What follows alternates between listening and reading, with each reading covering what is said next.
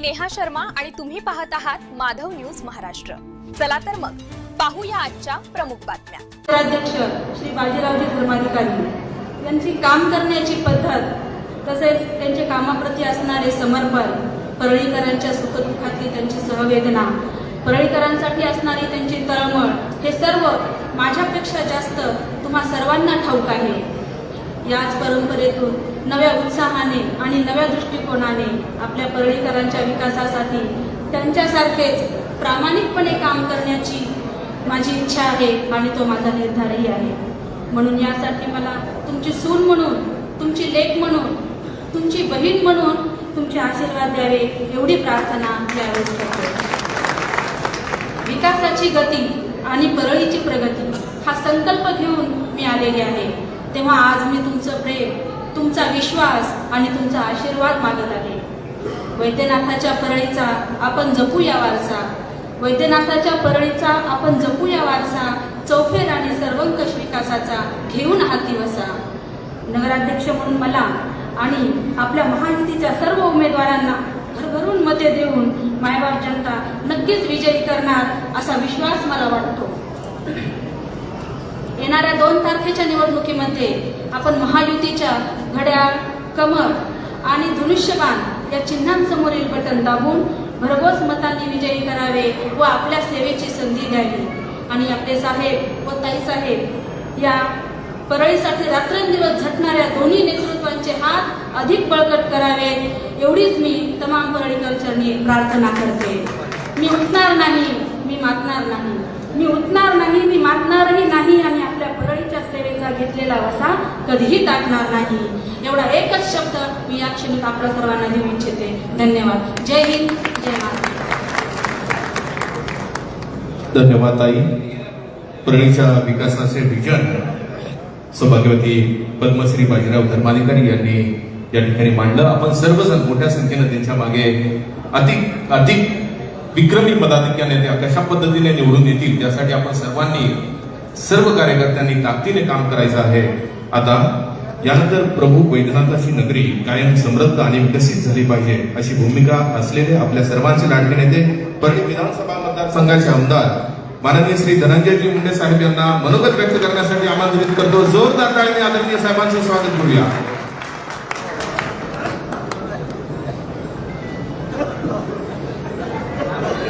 माननीय श्री धनंजयजी मुंडे साहेब।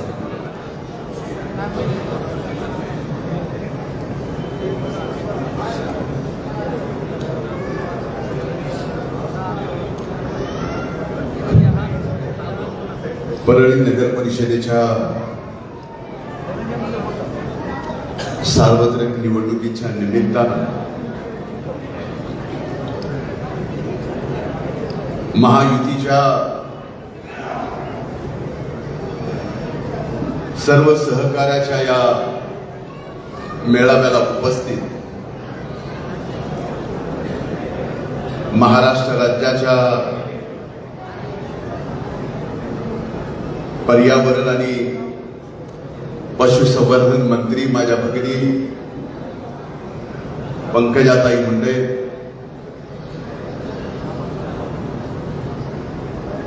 व्यासपीठावर उपस्थित महायुतीच्या भावी नगराध्यक्षा सो पद्मश्री बाजीराव धर्माधिकारी,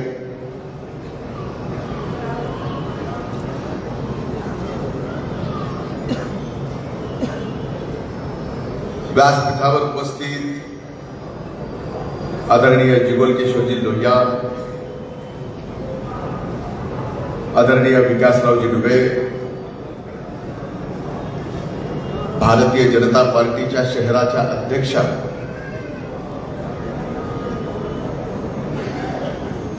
समशक्ती मामी, उपस्थित आदरणीय शांतिलालजी जैन, अजयजी मुंडे, सुरेश अण्णा टाक, विजयजी वाकेकर, अय्यूबभाई पठाण, व्यंकटेश शिंदे, सचिनजी कागदे, संदीप लाहोटी, तालुका राष्ट्रवादी काँग्रेस पक्षाचे अध्यक्ष वैजनाथरावजी सोळंके, RH वावळे,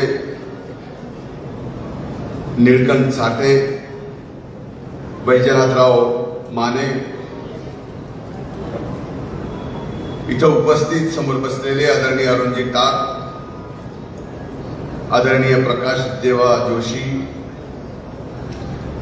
अजीज कच्छी, रवींद्रजी परदेशी, राजेंद्रजी सोनी, आदरणीय श्रीहरी मुंडे, सन्माननीय रामभाऊ कुलकर्णी, महादेवरावजी इटके, प्राध्यापक मधुकर आघाव सर, डॉक्टर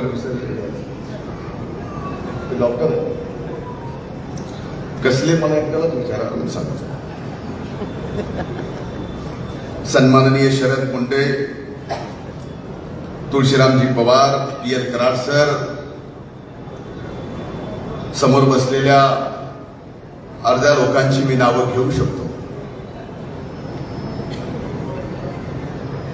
आपल्या सर्वांची क्षमा मागून व्यासपीठावर उपस्थित महायुतीचे सर्व सन्माननीय नेते आणि ज्यांच्या प्रचाराच्या निमित्तानं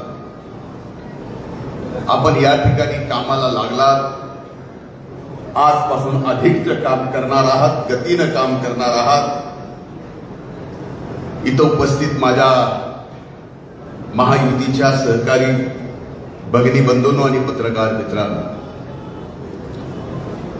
या मेळाव्याला बोलायच्या अगोदर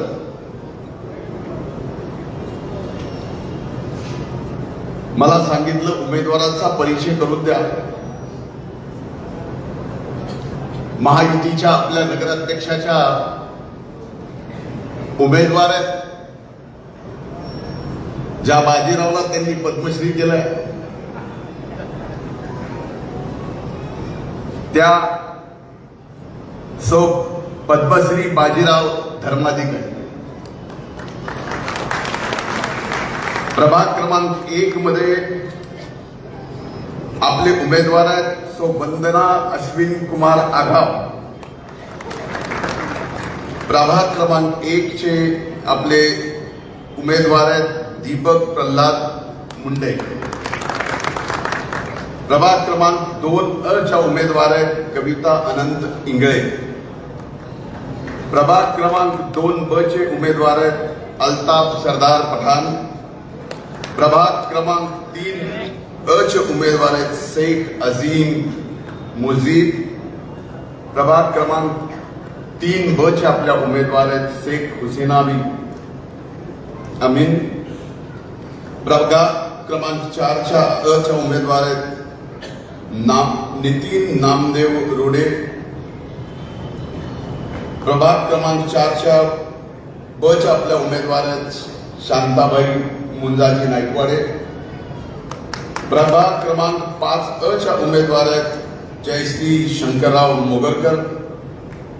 प्रभाग क्रमांक 5 चे उमेदवार आहेत वैजनाथराव सोळंके. प्रभाग क्रमांक 6 च्या उमेदवार आहेत अंजलीताई केशवराव बनसोडे. प्रभाग क्रमांक 6 चे उमेदवार आहेत आपले व्यंकटेश बाबुरावजी शिंदे. प्रभाग क्रमांक 7 चे उमेदवार आहेत सो उषा किशोर केंद्रे. प्रभाग क्रमांक 7 चे उमेदवार आहेत सचिन रामनाथ सारडा. प्रभाग क्रमांक 8 च्या उमेदवार आहेत महानंदा रानबा वावळे. प्रभाग क्रमांक 8 चे उमेदवार आहेत शकील अहमद कुरेशी. प्रभाग क्रमांक 9 चे उमेदवार आहेत कार्तिक भाऊसाहेब कांबळे. प्रभाग क्रमांक 9 चे उमेदवार आहेत खैसर राजा का पठान. किधर को है? गॉगल जुड़िए.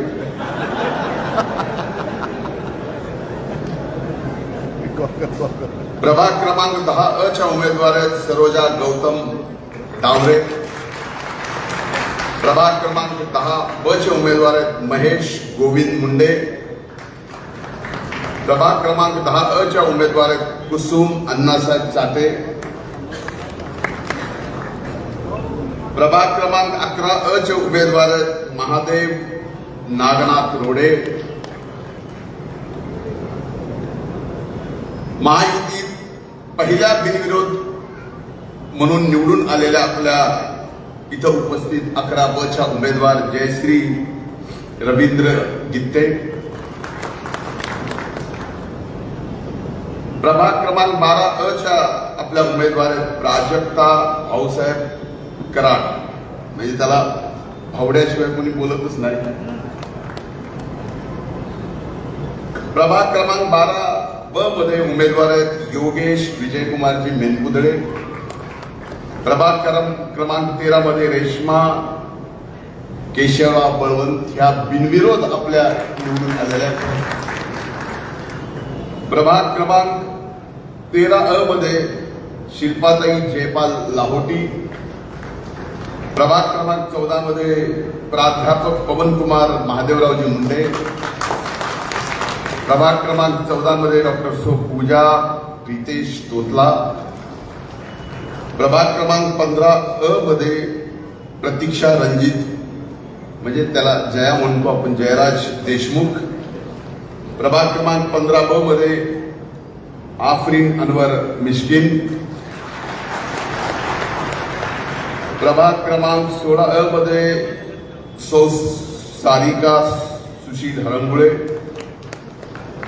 प्रभाग 16 ब मध्ये खान तकी उल्ला नुसरत उल्ला.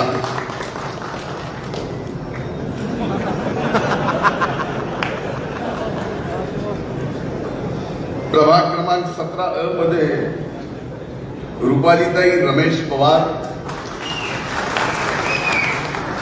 आणि प्रभाग क्रमांक 17 ब चे उमेदवार शेख अब्दुल रहमान हाजी बाबू अब्दुल रशीद.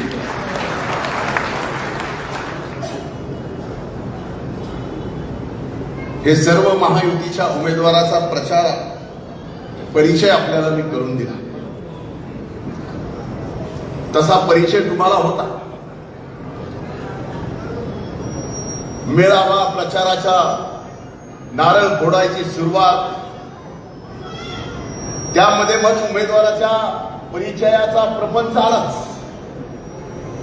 म्हणून थोडासा वेळ घेतला. मला आज सांगायला अभिमान वाटतो. ताईंना हे माहीत आहे का नाही मला माहित नाही, पण उभ्या महाराष्ट्रात पूर्ण महायुती म्हणून एकत्र लढणारी ही परळीची महायुतीची नगर परिषदेची निवडणूक आहे की ज्याच्यात भारतीय जनता पार्टी, राष्ट्रवादी काँग्रेस पक्ष, शिवसेना आणि रिपाई सुद्धा मोकळं नाही जागा देऊ उगच नाही.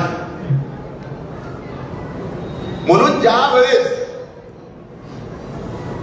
महायुती एकत्र संबंध महाराष्ट्रामध्ये एकाच ठिकाणी येऊन लढत असेल आणि समोर मात्र कोण कसं लढतंय काय लढतंय याचा पत्ता नसताना माझी आपल्याकडनं एवढीच अपेक्षा आहे की महाराष्ट्राला जसं आज महायुती म्हणून आपण लढताना दाखवलंय तसंच महाराष्ट्राला दाखवून देऊ की महायुतीचे 100% उमेदवार या परळी वैद्यनाथ नगर परिषदेत निवडून आले. काही अडचणच नाही. पण अडचण नाही असं समजू नका.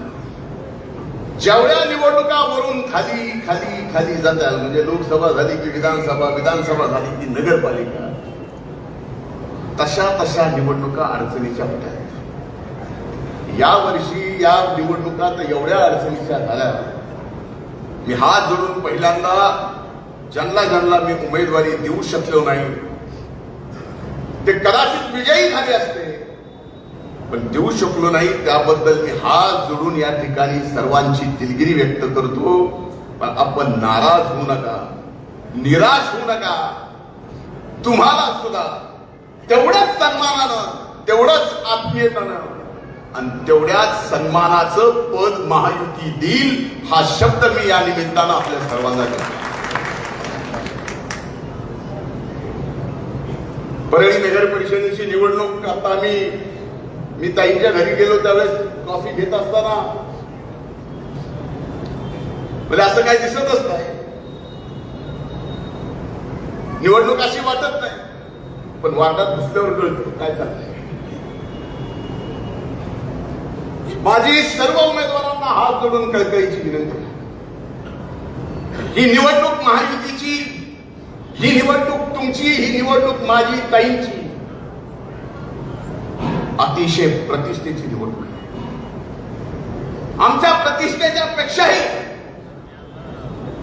या परळी वैद्यनाथ नगरीमध्ये जो पण राहतो त्याच्या प्रतिष्ठेची, अस्मितेची आणि अभिमानाची, स्वाभिमानाची ही निवडणूक आहे. कारण गेली 1 वर्ष या परळी नगरीला ज्यांनी कुणी बदनाम केलं त्यांना चोख उत्तर थोबाडा जर द्यायचा असेल 3 तारखेला 100%ला 100% द्यावे. विड्रॉच्या 2-3 दिवसात ताई बराच त्रास झाला. अनेक सहकार्याचे अश्रू मी पाहिले. उमेदवारी नकार दिल्यामुळं अनेक सहकारी माझ्या गळ्याला पडून रडले, अनेक सहकारी रुसून गेले, अनेक सहकाऱ्यांनी रुसून जाऊन फॉर्म पण काढला नाही. पण हळूहळू त्यांनाही जाणीव व्हायला लागली की त्या दिवशी आपण रागारागात फॉर्म भरला, रागारागात विड्रॉल केला नाही, पण त्याचा राग आज या ठिकाणी संपलाय. एक जण येऊन पाठिंबा देत आहेत. ज्यांनी पाठिंबा दिला आज या ठिकाणी कुरेशी साहेब आलाय कुठं माईच्या तुला त्रास दिलास मला. आज तुझ्यामुळे मी मुंबईला ऍडमिट व्हावं लागलं.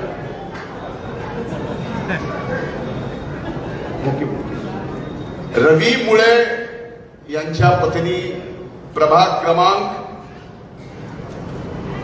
2 मध्ये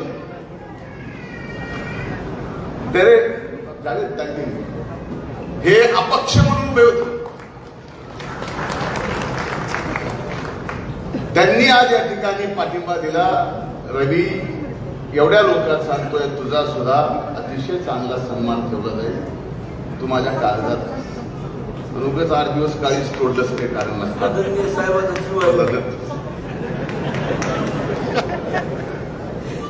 5-6 दिवस उभे जीवाला त्रास दिला.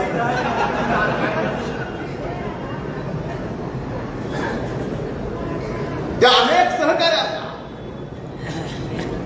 वेदना झाल्या. काही जणांनी माघार घेतली, काही जण उभे. आजही काही जणांना वाटतं की आपण निवडून येतो. पण आज इथं महायुतीच्या सर्व उमेदवारांना सांगायचं, माझी विनंती आहे, तुमचं जेवढं मतदारांवर लक्ष आहे, आपल्यापैकी किती जणांना माहिती आहे घऊभर आगाव जास्त लक्ष माझं आहे. हे बरेच दिवस नगरसेवक असणाऱ्यांनी सांगावं हात वर करून. त्याच्यामुळं आपली जशी जोडी लावली आहे त्याच जोडीला मतदान मागायचं तसंच. आणि वरती घड्याळ, वार्डात कमळ आहे, घड्याळ आहे, कमळ घड्याळ घड्याळ. वार्डात धनुष्य, कमळ आहे, धनुष्य कमळ घड्याळ. वार्डात घड्याळ आहे, धनुष्य, घड्याळ घड्याळ धनुष्य. याच्या पलीकडं दुसरं कृपा करून करू नका. इथं भर निवडणुकीत आम्हाला काहीतरी उगच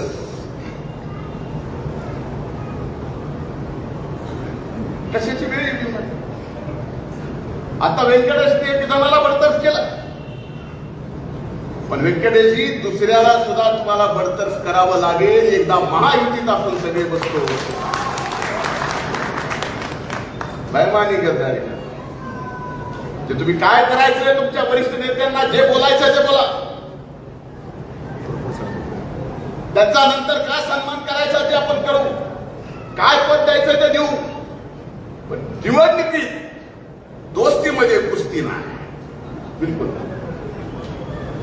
आज या ठिकाणी एवढ्या शांत उल्हासित वातावरणात सर्वजण आपण ऐकून घेतात, निवांत. निवडणूक दोन्ही बाजूला ज्यावेळेस रंगात असते ना, तेव्हा ह्यांच्या हातात लाल होते टाळ्या वाजून. निवडणूक दोन्ही बाजूला ज्यावेळेस रंगात असते त्यावेळेस ह्यांच्या जिभा दुखतात, शिट्ट्या मारून आरडू आरडू नरडे कोरडे पडते. पण आता आपण एवढे शांत आहात याचं कारण आपल्याला वाटतंय निवडणूक झालं. काय अर्थ समजू नका. मी माझ्या जीवनामध्ये कुठलीच निवडणूक सोपी घेतलेली नाही. काही लोकसभा लढल्या त्यावेळेसही मी बोललो, विधानसभेला मी उभा राहिलो त्यावेळेसही बोललो, आणि आजही या नगरपालिकेच्या निवडणुकीत महायुतीचा एक कार्यकर्ता म्हणून आपल्या सगळ्यांना सांगतोय, माझ्या जिवलग सहकार्याची ही निवडणूक आहे. आम्ही कुठेही कमी पडणार नाही, पण तुम्ही सुद्धा कुठेही कमी पडू नका. नाही त्याच्या पाया आम्ही उमेदवारी अर्ज दाखल मागे घेण्यासाठी पडलो. तुम्हाला तर मायबाप मतदारांचे पाय या परळीकरांनी आपल्यावर एवढं भूतपूर्व प्रेम केलं, त्याच्या ऋणामधून कधी 7 जन्म जरी घातले तर या जीवनातलं त्याचं ऋण 7 जन्मात भेटणार. या परळी नगरीसाठी अनेक काय करायचं. एक स्टेडियम करा म्हणून कुणीतरी आता सचिन 62 कोटी रुपयाचं परळीला स्टेडियम मंजूर झालेलं आहे. आणि महाराष्ट्रामध्ये परळी तालुक्याच्या ठिकाणी एकमेव परळी तालुक्याच्या ठिकाणी परळीतच या ठिकाणी एवढं मोठं स्टेडियम नाही तर क्रीडा संकुल या ठिकाणी होतं. अनेक व्यापाऱ्यांशी मी मध्ये अनेकदा चर्चा केली.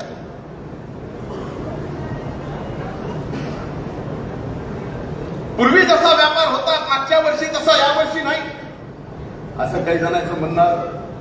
दिवाळीत ते प्रत्येक ठिकाणी फिरत होतो. पण एक लक्षात घ्या, आपल्या थर्मलचे 4-5 संच बंद पडले. काही त्या दिवशी सभागृहात होत्या.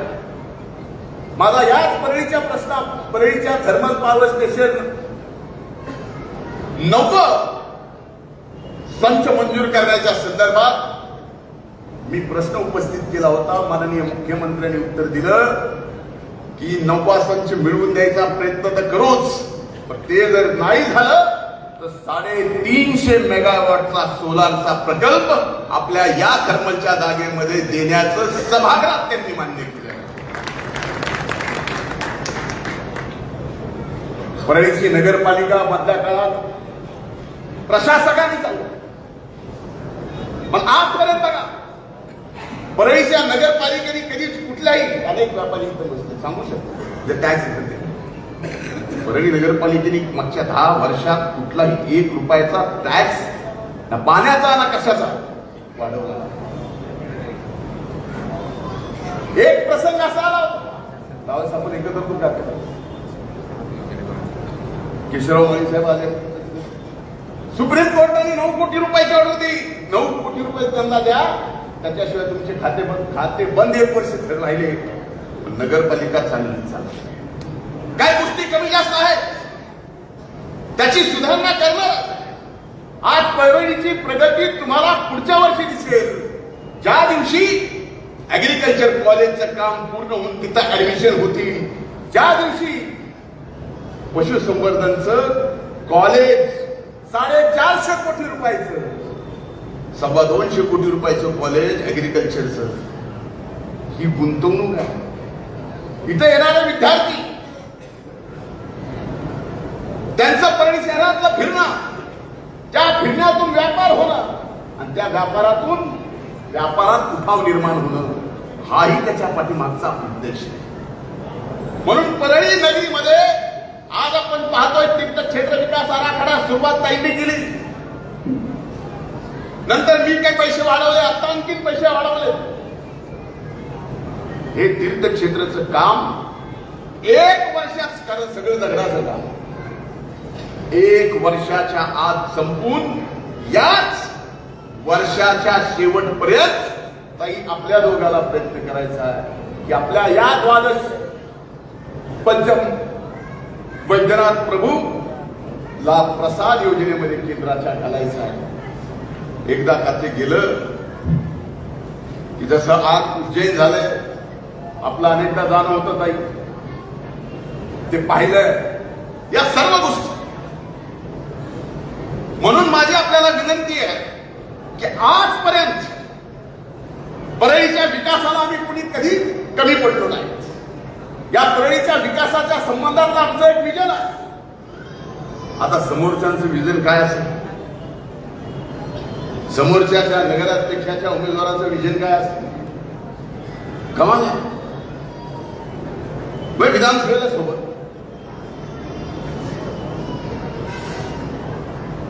आणि अचानक निवडणूक लागायच्या अगोदरच माणूस बिस्कला.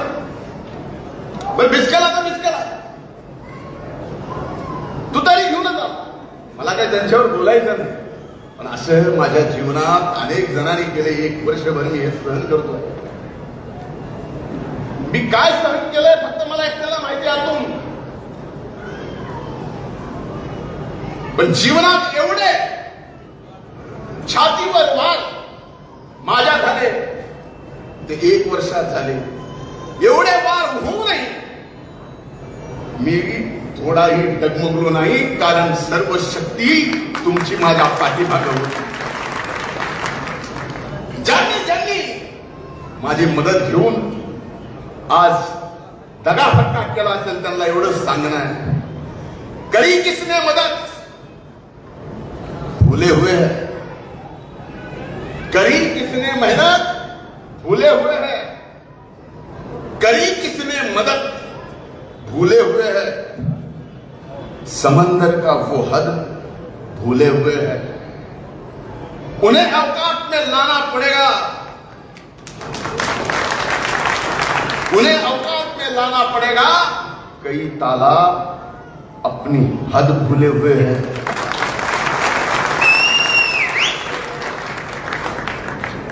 आता एक वाजले, आत्ता वाजले.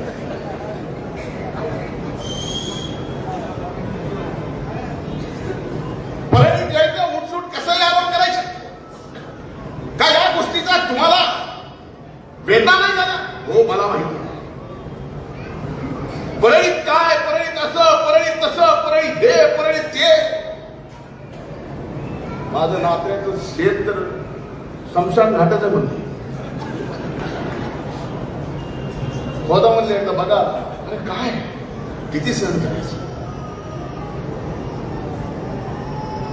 हे सहन मी केलं, गप्प राहिलो, कारण शेवटी संयम महत्वाचा असतो. आपणही सर्वांनी तशा परिस्थितीत ताकद उभी केली. ती ताकद उभ्या महाराष्ट्राला त्या काळात दिसली नाही, पण आज मात्र या निवडणुकीच्या माध्यमातून आपल्याला सर्वच्या सर्व उमेदवार ऐतिहासिक मतानं निवडून आणून या उभ्या महाराष्ट्राला दाखवायचं आहे. आणि ज्या वेळेस आपल्याला कुणी खवळलंय, आपण कुणाला खवळीत नाही, आणि ज्यांनी जर कुणी आपल्याला खवळलंय त्यांना हे उत्तर आपल्याला द्यायचं. आपल्यातले मतभेद असतील, कार्यकर्त्यामधले, माझ्या सहकार्यामधले मतभेद असतील, मला माहिती आहे कुणाकुणाचे कसे कसे. आजपासून त्याच्या घरी जाणंच आहे. जाऊ दे बाबा चल, जाऊ दे बाबा चल, ह्या सगळ्या गोष्टी होणार, तुम्ही काळजी करू नका. माझं जे काम आहे ते एवढंच चोख करतो, आणि मला खात्री आहे माझ्यापेक्षा चोख काम निवडणुकीमध्ये जर कोण करत असेल तर हे समोर बसलेले महायुतीचे माझे सहकारी करतात. आता इथून पुढचं सगळी जबाबदारी तुमच्यावर आहे. मतदारांच्या दारापर्यंत जाऊन तिथं डोकं ठेवायची, आणि तुमच्या निवडणुकीत हा विजय ऐतिहासिक करायची जबाबदारी ताईंची आणि माझी आहे. तिथं कुठंही आम्ही कमी पडणार नाही, हे वचन मी या निमित्तानं देतो. बाबांनो आत्ताच सांगतो, ज्याला कोणाला काय इकडं तिकडं करायचं असेल खालचं धरायचं, वरचं सोडायचं, वरचं धरायचं, खालचं एक सोडायचं, तिसरं धरायचं, ह्याचा हात त्याच्या हातात, त्याचा हात त्याच्या हातात, त्याचं हे त्याचं तिकडं, असलं काही करू नका. मला आपल्या सगळ्याला माहिती, सगळ्याला माहिती, शकील भाई साहब है, अल्ताफ भाई यहाँ पे, अनवर मियाँ, अस्सलाम वालेकुम, खान साहब, सबके ध्यान है बाबा, मेहनत करनी पडेगी. म्हणून माझं आपल्याला सांगणं, इथं उपस्थित सगळ्यांना, वैजनाथराव आहेत, सगळे उमेदवार, सगळ्याला सांगणं, नितीन बाबा नीता, त्यामुळं आपण निश्चित राहा, पण आजपासून 2 तारखेपर्यंत स्वस्थ बसायचं नाही. जसं विधानसभेला तसं लोकसभेला आपण अथक परिश्रम घेतले, एक मत बाहेर आणलं आणि ऐतिहासिक विजय या ठिकाणी मिळवून दिला. एवढ्या मतानं ताई खरंच निवडून आलो नसतो ना, तर मला वाटतं एवढा वर्षभर मला त्रास झाला नसता. पण इतिहास रचायचा होता, इतिहास रचवला, आणि ते इतिहास रचवताना जर एवढा त्रास झाला तरी चालेल, प्राण गेले तरी चालेल, गेले तर याच परळीच्या मातीसाठी जावे, या परळीतल्या मातीतल्या माणसासाठी जावे. आजपर्यंत सेवा करत आलाय, 12 महिने 24 तास जगमित्र चालू होतं. जे काही असेल नसेल गोरगरिबाला मदत आपण करत होतो. आज 9-10 महिने झाले कार्यालय चालू आहे, काम चालू आहे. हे सगळं बोलत असताना आपल्यासोबत आपला एक व्यक्ती नाही याची जाणीव पण होते.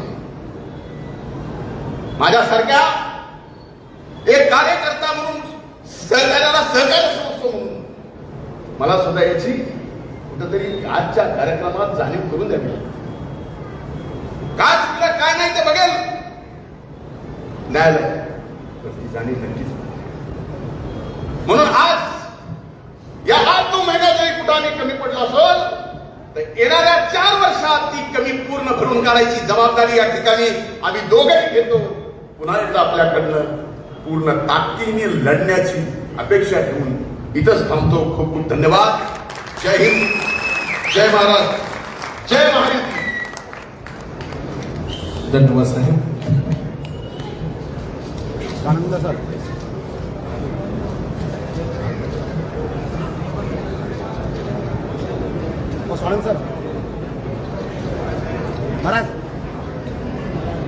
आपण प्रत्येकाने एकसंघटित होऊन महायुतीच्या सर्व उमेदवारांना विक्रमी मताधिक्याने विजय करण्याचे आवाहन साहेबांनी केले.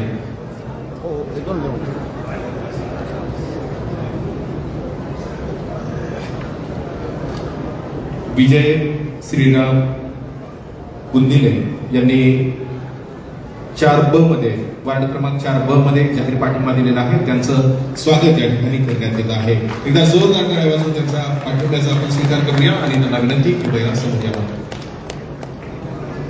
त्यांचा सन्मान या ठिकाणी आदरणीय ताईसाहेबांच्या आणि साहेबांच्या शुभ हस्ते आणि प्रभाग क्रमांक 14 मध्ये हा कार्यक्रम होत आहे.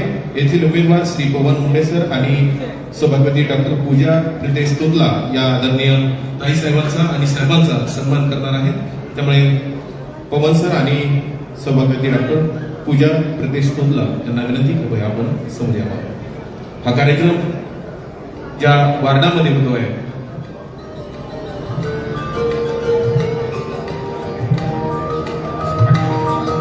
पूजा अभिजित शेंद्रे, प्रभाग क्रमांक 14B, अपक्ष उमेदवार आहेत. त्यांनी पाठिंबा दिलेला आहे. त्यांचा सुद्धा सन्मान आपण आदरणीय ताईसाहेबांच्या आणि साहेबांच्या शुभ हस्ते करणार आहोत.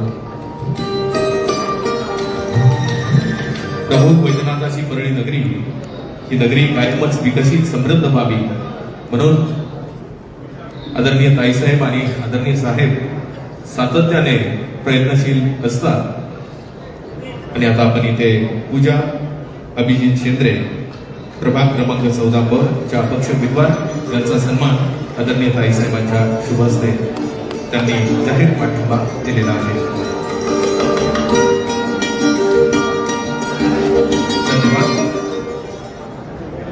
धन्यवाद. बीड जिल्हा आणि परळी तालुका याचा शाश्वत विकास झाला पाहिजे ही दूरदृष्टी ठेवणाऱ्या आपल्या सर्वांच्या लाडक्या नेत्या माननीय पंकजाताई गोपीनाथरावजी मुंडे यांचं जोरदार टाळ्यांनी स्वागत करूया मनोगत व्यक्त करण्यासाठी.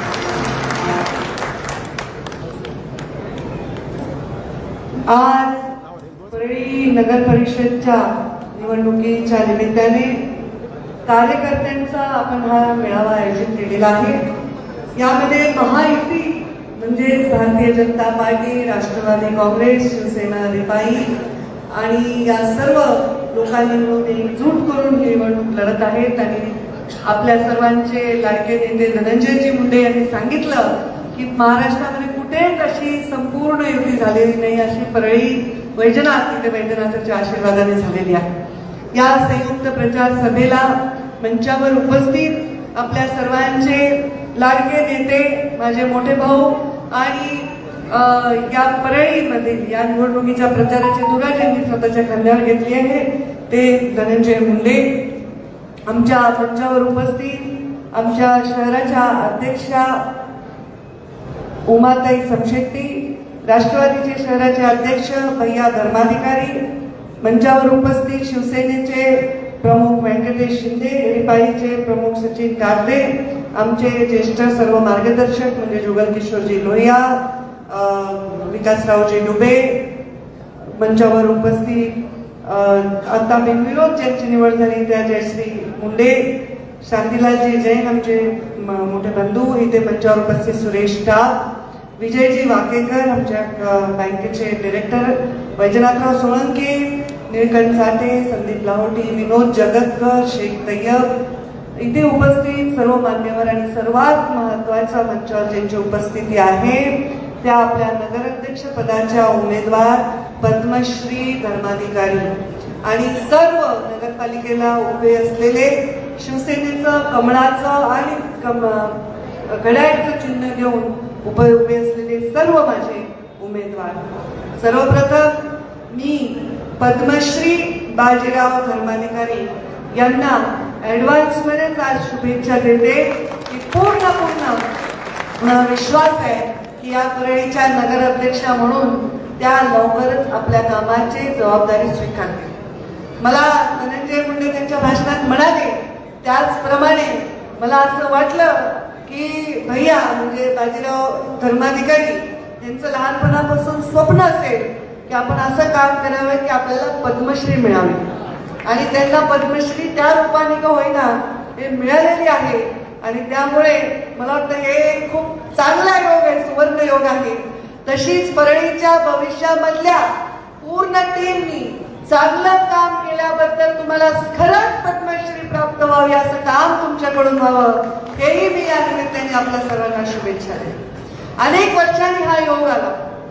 एक असा काळ होता जेव्हा मी, धनंजय भाऊ, आम्ही सगळे मिळून, तेव्हा मुंडे साहेब होते, अण्णा होते, सर्व परळीची टीम होती, सर्व एका बाजूला होतो आणि काँग्रेस दुसऱ्या बाजूला होतं. तेव्हा सुद्धा लढाई फार जोरात व्हायची. या परळीमध्ये 25-30% असे लोक आहेत जे कुठेही गेलं तरी ते जे मुख्य पॅनलच्या विरोधात असतात. पण मला वाटतं यावेळी इतिहास घडवल्याशिवाय परळीची जनता राहणार नाही. धनंजय मुंडे जेव्हा निवडणुकीला उभे होते त्यांनी सर्वाधिक जास्त मतांनी निवडून आले. त्याच्यामध्ये या युतीचं पण फार मोठा योगदान आहे, कारण जे मत कमळाचे आणि घड्याळीचे एकत्र आल्यामुळे एवढी मोठी ताकद निर्माण झालेली आहे. आणि हे बघितल्यानंतर ही ताकद आता हलू द्यायची नाही असा निश्चय आम्ही केला आणि निवडणुकीच्या रणांगणामध्ये पक्षाच्या आणि व्यक्तीच्या निवडणुकीमध्ये परळी हरली नाही पाहिजे हा निश्चय केला आणि म्हणून ही महायुती आम्हाला घडवण्यामध्ये यश. स्वतःचे स्वार्थ, स्वतःचा इगो आणि स्वतःचे सगळे जे काही विषय आहेत ते आम्ही बाजूला ठेवले आणि परळीच्या विकासाच्या दृष्टीने ही शक्ती एकत्र राहण्याची गरज आहे आणि म्हणून ही युती केलेली आहे. माझाही अनुभव आहे, धनंजय मुंडेंचा, धनुभाऊंचा अनुभव तर जिल्हा परिषदचा आहे. मी जिल्हा परिषद स्किप केली, मी एक पायरी उडी मारून डायरेक्ट विधानसभेत गेले. तर आता त्यांना विधान परिषदचा अनुभव होता, मला तो नव्हता, आता मी तोही गेले. म्हणजे आमच्या अनुभवांची वेगवेगळी आमची उलाढाल चालू आहे. पण या परळीच्या प्रत्येक वॉर्डातल्या गल्लीतल्या राजकारणाचा इथल्या सोशल इंजिनिअरिंगचा अनुभव त्यांना 22-23 वर्षाचा, मला 20 वर्षाचा, 2-4 वर्षाचा फरक आहे. या एवढा मोठा अनुभव एकत्र जर आपण केला तर या परळीला भविष्यामध्ये मोठ्या अशा आपण एका विकासाकडे नेणार याच्यामध्ये माझ्या मनामध्ये बिलकुलही शंका कुशंका नाही. ही परळी नगरी आहे.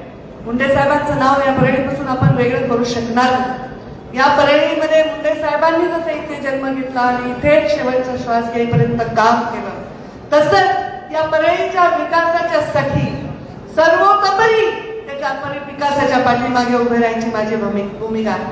मी आमच्या पद्मश्रीजींना म्हणेन, भैयाला म्हणेन की आपण जेव्हा नगराध्यक्ष व्हाल एक आगळा वेगळा आदर्श असा आपल्या परळीच्या लोकांना आपण घालून देऊ आणि प्रत्येक गोष्टीला उत्तर फक्त आणि फक्त कामाने देता येत असतं. शब्दाने शब्दाला उत्तर देऊन काहीच मिळत नाही, पण कामाने उत्तर देऊन आपण या परळीचं महाराष्ट्रामध्ये विकासात सगळ्यात अग्रेसर असं शहर हे नाव करण्यासाठी हा मोठा संगम अत्यंत महत्वाचा होता. मी जेव्हा पहिल्यांदा आमदार झाले तेव्हा मला वाटतं पृथ्वीराज बाबा मुख्यमंत्री होते आणि नगरोत्थानची नवीन योजना आली. परळीनी कधी मला फंड तरी किती होता तेव्हा फंड नव्हता. लोक लाख 2 लाख फंड मागायचे, त्याच्यातच खुश व्हायचे. आता मीच बिघडवलं, पुन्हा ग्रामविकास मंत्री झाल्यावर 2 कोटी दिले तरी पुन्हा कमीच वाटायलेत लोकांना. पण तेव्हा आमच्याकडे फंडही 50 लाख रुपये होता. 2 कोटी 3 कोटी फंड नव्हता आमदारांना. आणि त्यावेळी 40 कोटी नगरोत्थानमध्ये आले. खूप मोठा परळीच्या दृष्टीने महत्वाचं पाऊल होतं. त्यामुळे परळीचा चेहरा मोहरा. हे परळीमध्ये मी वाढले, धनंजय इथेच वाढले. या परळीच्या सरस्वती विद्यालयात माझं शिक्षण झालं. पहिलं शिक्षण तर जिल्हा परिषदच्या शाळेत झालं. सायकलवरून ट्युशनला, सायकलवरून शाळेला, सायकलवर मैत्रिणींच्या वाढदिवसाला, कशालाही या परळीमधून प्रत्येक रस्त्यावरून मी फिरलेली. या परळीचं ते रूप पालटावं हेच स्वप्न घेऊन आमदार झाले होते, हेच स्वप्न घेऊन मंत्री झाले. पण असं झालं की मी मंत्री झाले, तुम्ही नगरपालिका दणकवून आमची पाडली. त्यामुळे जे परळीसाठी मला करायला शक्य होतं ते करता आलं नाही.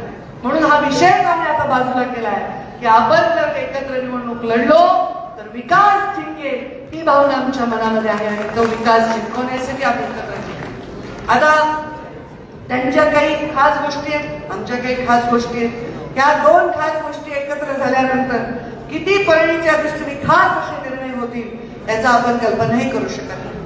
परळीमध्ये माझा पहिल्यांदा निधी आला होता. परळीच्या नगरोत्थानासाठी नगरविकासच्या माध्यमातून पहिलं काम दिवसेतला आठवत असेल हे आपण मुस्लिम एरियामध्ये दिलं होतं. 5 कोटीचा रस्ता. कारण मी प्रचाराला जायचं, मला वाटायचं किती नाल्या वाहिलेल्या आहेत, रस्त्यावर चिखल आहे, डास आहेत. पूर्णपणे विकासाची गरज या माझ्या मुस्लिम बांधवांना आहे. पहिलं काम मला आठवते का आपण तिथे बंगल्यावर केलं का पहिल्यांदा रस्ता कन्याशाळेच्या पलीकडे जाऊन तर हे काम केलं. तर त्या विकासाचं काम करत असताना आपण काळात्राई मंदिरापासून काम करायला सुरुवात केली. या परळीमधल्या महत्वाचे जे रस्ते आहेत, मुंडे साहेब असताना, भुजबळ साहेब PWD मंत्री असताना हा रस्ता मंजूर झाला होता, जो इटके कॉर्नर पासून ते आता आपल्या घरून चौकापर्यंत हे रस्ते मंजूर झाले. नगरोत्थानमध्ये या परळीमधले टावरचे वगैरे सगळे महत्वाचे रस्ते केले. त्याच्यानंतर धनंजय पालकमंत्री झाले आणि धनंजय धनुभाऊनी त्या काळामध्ये नगरपालिकेची सत्ताही त्यांच्या होती. त्यांनी मला वाटतं पाणी पुरवठ्याच्या वगैरे योजना राबवल्या. यामध्ये माझी अशी सूचना असेल, माझी अशी विनंती असेल की जोही नगरसेवक निवडून येईल त्यांनी त्याच्या नगरसेवक म्हणून त्याच्या वॉर्डामध्ये रोज जनता दरबार घ्यायला पाहिजे. रोज सकाळी नळाला पाणी आलंय का नाही हे बघितलं पाहिजे. मला आठवतं जेव्हा मी पालकमंत्री होते सुरुवातीच्या काळामध्ये जुगल सेठ आपण नगराध्यक्ष होते, तर कुठे जर मी रस्त्याने चालले पाईप वाया गेला की तिथंच थांबून म्हणायचे इथे पाणी वाया झालं. कुठे पाणी नसेल तिथल्या तिथे निकाल लावण्यासाठी नगरसेवकाचा रोज संपर्क जसा आहे भावड्यांचा ना. खूपच तुमचं सगळे नाव घेतात भावड्यांचं, खूप मोठं भावड्यात म्हणतात आता सगळे कंसात नाव सुद्धा पेपरमध्ये तेच लिहिलेलं आहे. तर खूप लगेच अरे पवन आमचा म्हणतो, पवन मुंडे सकाळी सकाळी डुक्कर नेलंय आमच्या दारी. लोक येतात, खूप कठीण काम आहे नगरपालिकेचं, ते हे केलं पाहिजे. चुकीच्या पद्धतीने रस्त्यावर खूप अतिक्रमण येते, व्यवस्थित त्यांचं नुकसान न होता बाजूला करून रस्ते मोठे केले पाहिजे.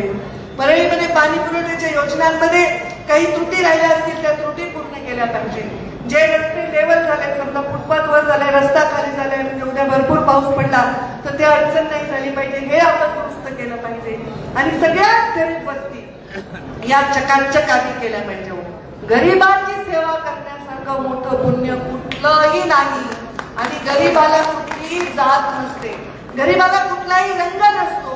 हिरवा असेल, पिवळा असेल, भगवा असेल, निळा असेल, गरिबाला फक्त कळतं त्या हाताला काम आणि पोटातली भूक, आणि ती त्यांना उपलब्ध करून देण्यासाठी या भागामध्ये रोजगार मोठ्या प्रमाणामध्ये आपण उपलब्ध केला पाहिजे. आपल्या जिल्ह्यामध्ये एखाद्या कारणामुळे एखादी बदनामी झाली तर ज्याच्यामध्ये त्याचा काही संबंध नसतो ना, तो माणूस हा त्याच्यामध्ये दिसला जातो. गावाबरोबर किडे रगडले जातात आणि त्यांना त्रास होऊ नये म्हणून इथे उद्योग आला पाहिजे याच्यासाठी प्रयत्न. धनुभाऊनी सांगितलं, धनुभाई कृषी मंत्री असताना त्यांनी इथे कृषीचं महाविद्यालय आहे. मी आता पशुसंवर्धन मंत्री झाल्यानंतर पशु वैद्यकीय इथे महाविद्यालय आहे. 450 कोटी रुपये. अजितदादा पवार जेव्हा त्या अर्थमंत्री असताना पहिला माझा दौरा होता तेव्हा बारामती आणि परळी असं मंजूर करून त्यांनी त्याला निधी सुद्धा मंजूर केला. आणि एक मोठं, आता आपण आचारसंहितेमुळे थांबलाय नाही तर त्याचा एक भूमिपूजनाचा सोहळा करायची आमची तयारी. मग इथे विद्यार्थी येतील, बाहेर विद्यार्थी आले तर इथे शिक्षणाला येतील, शिक्षणाला आले तर 4 पैसे खर्च करतील. मार्केटमध्ये म्हणजे लोकांना छोट्या छोट्या गोष्टी, पेइंग गेस्ट म्हणून कोणी राहील, कोणी जसं एखादं शैक्षणिक शहर असतं तसं वातावरण इथे आपण निर्माण करू शकतो. आपल्या कधी कधी मला वाटतं की आपसातल्या संघर्षामुळे सुद्धा विकास खूप वेळा लटकून राहतो, लांबून राहतो, ते सुद्धा आपण टाळण्याचा प्रयत्न करू. सामान्य माणसाची, गरिबाची सेवा करण्यासाठीच आम्ही राजकारणात. मुंडे साहेबांनी सर्व वैभव माझ्याकडे असताना मला लोटले कष्टामध्ये. त्याचं कारणच हे आहे की जो अंतिम आहे, जो सगळ्यात शेवटचा माणूस आहे, त्याच्यापर्यंत विकास पोहोचला पाहिजे आणि तो पोहोचवण्यासाठी काम करणं आमचं कर्तव्य आहे. या भागामध्ये कोणतीही मस्जिद असेल तिचाही विकास तेवढ्याच पद्धतीने तिच्या आजूबाजूचा. मला आठवतं मी मागच्या वेळी एकदा खूप एक नालीचं पाणी चुकून म्हणजे पाईप वळल्यामुळे मस्जिदीत जात होतो, तेव्हा तिथे थांबून तो विषय मिळवणे. प्रत्येकाचं जे धर्माचं मोठं स्थान आहे, जिथं त्यांचा एखादा बौद्ध विहार आहे, तिथे एखादा मंदिर आहे, या सगळ्या गोष्टींचा समान पद्धतीने त्यांचा सन्मान करून तिथे विकास केला जाईल. आमच्या वैद्यनाथ मंदिर 12 ज्योतिर्लिंगांपैकी एक मंदिर आहे. तीर्थक्षेत्राच्या विकासासाठी मागच्या नगरपालिकेत जेव्हा आपण एकमेकांच्या विरोधात उभे होतो धनुभाऊ, तेव्हा ते आम्ही जे काढला होता आणि नंतर मी मंत्री नसल्यामुळे त्याच्यामध्ये मला काही फार रोल करता आला नाही. पण आता त्याच्यात अजून पैसे धनुभाऊच्या काळात ते आणले आणि आता त्याचं काम जोरात झालं पाहिजे. अत्यंत स्वच्छ कारभाराने ते काम झालं पाहिजे, चांगल्या कॉन्ट्रॅक्टरने ते काम केलं पाहिजे. आणि खरंच परळीचं, मी मध्य प्रदेशमध्ये काम केलं, उज्जैनच्या धर्तीवर विकास झाला तर याचाही परिणाम आपल्याच लोकांवर होतो.